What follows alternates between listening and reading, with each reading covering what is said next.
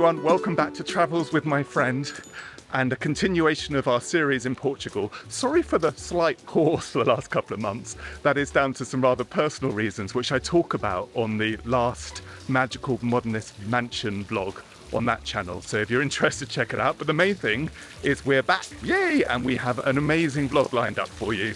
A big shout out though, first of all, to our sponsor Babbel, who have been a big supporter of us going to show you these amazing places around the world. Come on through to my office. I'm a massive fan of Babbel. It's one of the top language learning apps in the world, and its lessons are designed by real teachers using real life scenarios, and it's all very intuitive.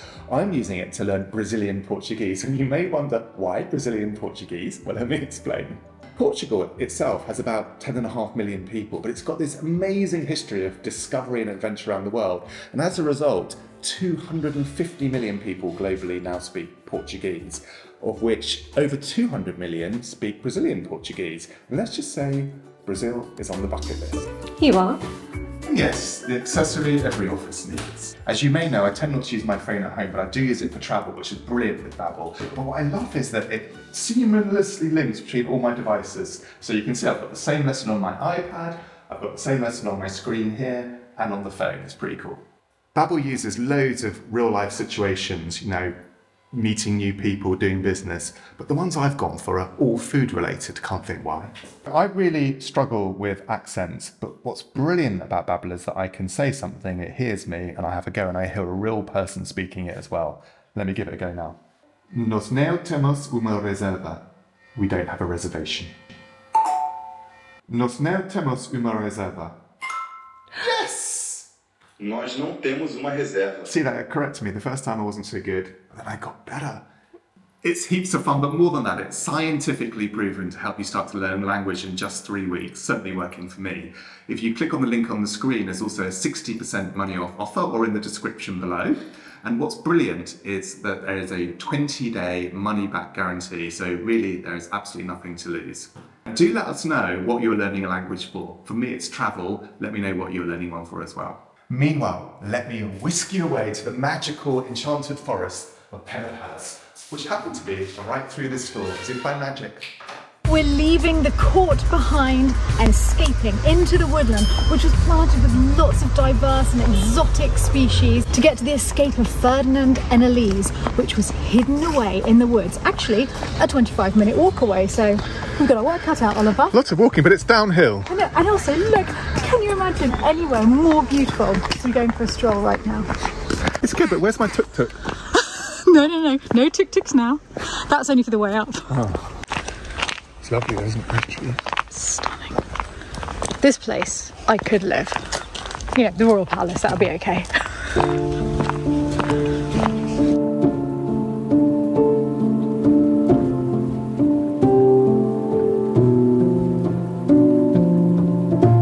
This is my favourite part of the day, this walk.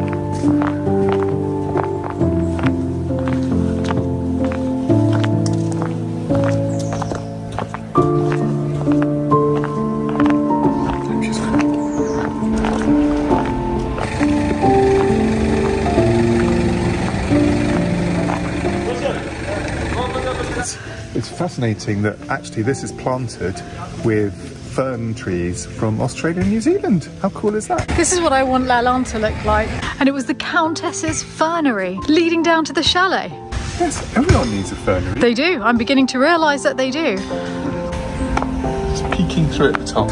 Look, Stephanie, there's an enormous tree fern down there. They're kind of like palm trees, but even more cool. And then up there, can you see the Victorian greenhouse? Yeah, in the background. Doesn't it feel like Jurassic Park? Yeah, Jurassic Park with a Victorian street lamp. Odd combination, but it somehow works. How magnificent task it was to bring all these trees from around the world like this, on a mountainside. If you think about it, it's exactly the same ethos. The palace was bringing together different architectural styles from around the world and from different periods.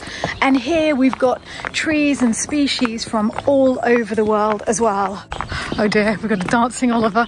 Or is that flying? It's flapping anyway, hard to tell exactly. Next time I'm on this vlog, there'll be fewer custard tarts on me, I'm determined. If you ask me, we haven't had enough custard tarts today. Camilla, I'd like you to know that it's not me suggesting the custard tart. It's Stephanie, okay? I didn't say you had to have a custard tart. I just said we've done a lot of exercise today. No, it would make you feel bad if I didn't have a custard tart while you had one. It would feel like you were the one stuffing your face on custard tarts. Oh, actually, I must say, I'm glad to be off the cobbles. Now we're really going into woodland. I think we've gone the wrong way. Think so? Look at that view, Stephanie. Oh, I would just like to point out just how far we've walked and how well we've done. It is now officially my favourite royal palace, the one I would most like to live in. The path is narrowing as we get deeper into the wilderness. Now this is some entrance to a hidden away chalet. You have to imagine that this smells so much of ferns, it's so aromatic. It's like taking a Radox bubble bath. And it's cool on a hot day. Yeah. Radox bubble bath. It's a chalet. It's like Hansel and Gretel, isn't it? It is. Hansel and Gretel with a little bit of a royal touch. Magic little gingerbread house hidden away in the forest.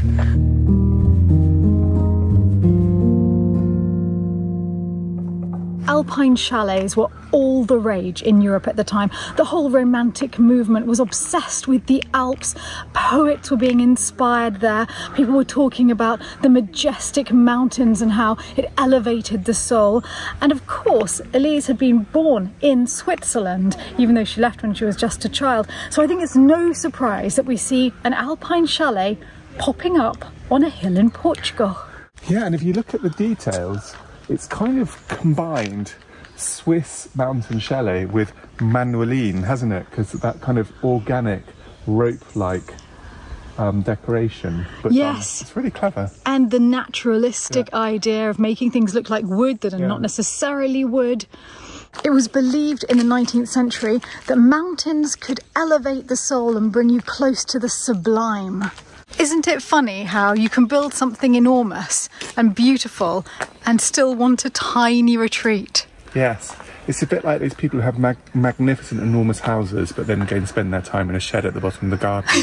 Well, garden follies had been in vogue since the 18th century. And of course, there's the idea of Marie Antoinette's amour, where she went to escape the rigours of court. But I don't believe that the court here would ever have had the same rigours as the enormity of Versailles in France. And still, there was a desire to just escape, just be with your loved ones. This became a real refuge for them, really. It's very touching. It's got this, doesn't it feel touching? It does, as though here we are really in the soul of their relationship. Yeah. And that is some view that they had from the front of the chalet. Enormous boulders all piled onto one another. There's an almost cottagey feel with a rambling rose over the arched Gothic door. This was the main hall, because this house, although just a tiny little rural retreat, was still built on exactly the same principles of elite architecture throughout Europe. So it was split into 3 sections: the servants' area, the public area, and the private area. So here we've walked into the public area. This is the way that the king and his countess would have arrived, and this is where their guests would have come. And just on the other side of the glass door is the servants' hall, where they would have come and gone, and in fact there were 2 little bedrooms there for their lady's maid and manservant, because of course you might be in a love nest, but you know, enough is enough. You can't be expected to get your own hot water. Even though this was very much a contrast to Pena Palace, actually so many of the architectural features are similar. Clearly got a Moorish style ceiling and more Renaissance style walls, all being mixed together in a rustic building. Just look at this decoration stuff. It's absolutely exquisite. I love the sort of darker reds as you go up. This place is just amazing. It really is. So hats off to Elise. So Elise designed this entire building herself, and it was built between 1864 and 1868. She did such a great job that her husband gave her a medallion to recognise her achievements. In architecture. Absolutely. I'd just like to say the same to Camilla. If I achieve something, then I would definitely accept many medallions from you. Don't you think it's supposed to be the other way around, Ollie? I think you're the one supposed to be giving Camilla a medallion. Oh, detail, detail. Straight off the main hallway is this extraordinary dining room. sadly, the furniture isn't in this house anymore, so we have to use our imagination a lot. The furniture was custom ordered from Lisbon and from Switzerland to keep that alpine feel. But there is something that belonged to Ferdinand and Elise here, and it's one of my favourite pieces.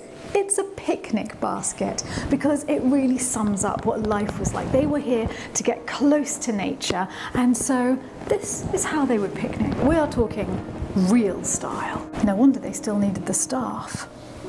Goodness, look at that. We've got horn glasses. Silver. It's just exquisite. Gilt silver down there. I mean, look at the forks. Do you think they had cucumber sandwiches? Oh, definitely. It's not a picnic without a cucumber sandwich. And I'm imagining the carafes full of wine. Oh, don't. And all the way from Switzerland is this liqueur cask. A little tap at the front to have your liqueur on tap.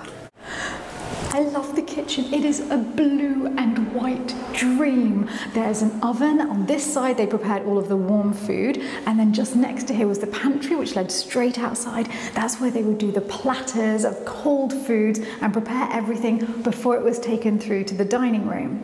But it wasn't just the cooks who worked here, because the Countess of Edla herself was a little bit of an amateur cook, especially as she missed, she missed the food of her childhood in America. So in a letter, she explains that she used to experiment in this kitchen a lot, trying to make donuts and corn cake and sponge cake, all of these American childhood memories. And she says she wasn't always entirely successful.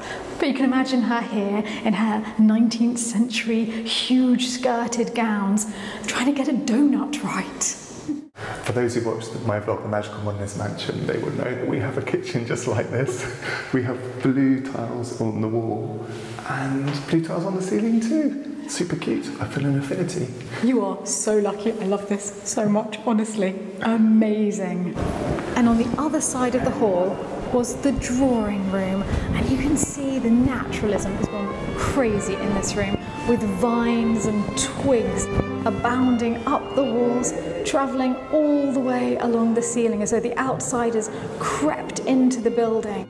As Ollie told you, the Countess designed this house herself, and she was really basing it on two major themes in architecture: the Swiss chalet and American country houses that she remembered from her childhood.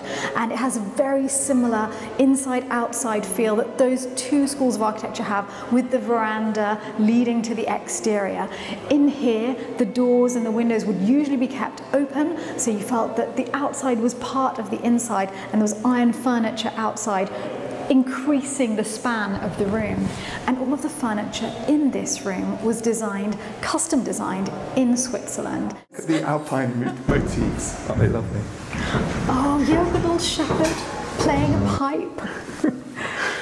And this really is a Swiss architecture, this sort of cutout bit, isn't it? It's incredible. I do feel as though I'm in a Swiss chalet, except for the rather Gothic wall decorations, and even Moorish in the middle there with that huge star. But this for me is the pièce de résistance. This is the finial. Look at that. Do you want one of those? I little do. Finial like that? I do. This whole thing reminds me slightly of the St Pancras Hotel in London, with that sort of high Gothic look. It's amazing. Now we've walked from the public bit, and now we're going to go up the stairs to the private bits. Private apartments. Don't get too excited, Oliver. Cut that out, won't you, Stephanie, promise? Let's go upstairs to the private quarters, Oliver.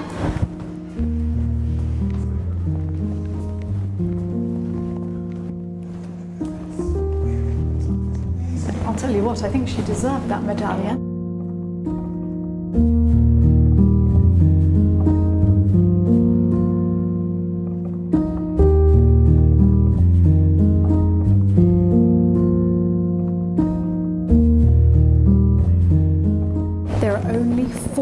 Upstairs, and of course it's dominated by the bedroom. Now this isn't decorated the way that it was when they lived here. When they lived here there was a Louis XV bed, so much more delicate and feminine, with a burgundy silk duvet cover and burgundy silk hangings. It had a chaise longue and comfortable furniture covered with a floral cotton pattern. So not the heavy silks and embroideries that you would expect in a royal palace, but very much the freshness of English chintzes and bringing outside in. And here, just as they did in the royal palace, they shared a bedroom. I think this is a couple who were very much in love. But although they shared a bedroom, they did not share dressing rooms. Quite right. I know. Everyone needs their own dressing room, and their dressing rooms are jewel boxes. I can't wait to show you. Should we start with his? They're so different from each other, that's what I love. His dressing room. Oliver, don't you think you need something like this in your life? That is pretty manly, isn't it? So this is where he would shave and wash. There was a mahogany sink in here. He had a washstand as well, a shaving mirror, but he also had a desk because he could do his correspondence in this room too.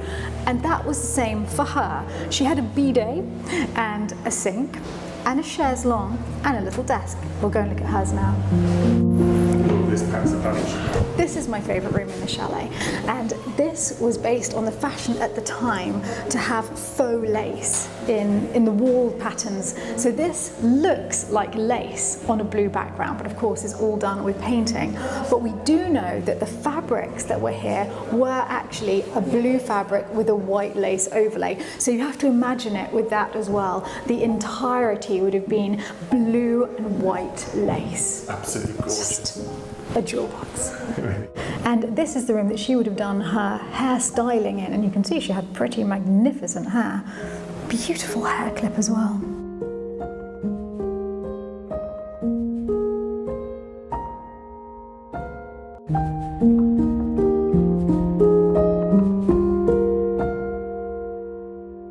What I find remarkable about this building is that from a distance it looks like this is sort of intricate wood, but when you come up close you realise this is just one big panel and it's all been painted on. It's amazing. It's actually the same on the exterior. It looks like wooden panels, but in fact it's faux wood, it's painted. Honestly, from a distance you just would not be able to tell. No. Only when you get close up. It's a masterpiece. She was an absolute genius. I love this house so much. On the half landing, although this may be a rustic chalet, never forget that you are in the presence of royalty. So of course, the first thing you see before going to the private area is Ferdinand's coat of arms. So Ollie, what do you think this tree trunk that just sort of meanders up the building is made of? A tree trunk? It's cork.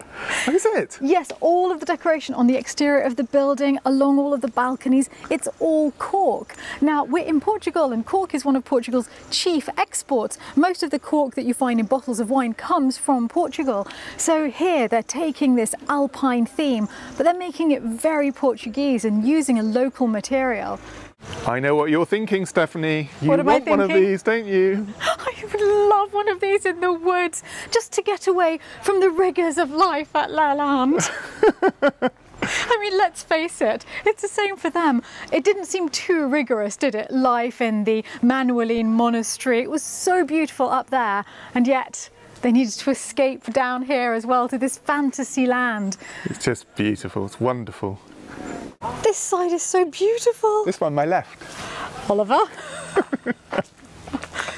I have to take compliments wherever I can. That's the end of our visit today. I hope that you've enjoyed discovering about the Countess of Edla, the first American to marry into European royalty, but as we know, she certainly wasn't the last. And it's romantic in every sense of the word, because the palace and the chalet represent romantic architecture. They are this exuberance of styles, this borrowing from the past and from different nations to create something new and so romantic, warming to the soul, the sense of chivalry, of hiding away in the woods, of fairy tales. It all came to a pinnacle in the 19th century, and we've seen all of it here today, aided also very much by the American Countess. Yeah, the Americans did great, as P said.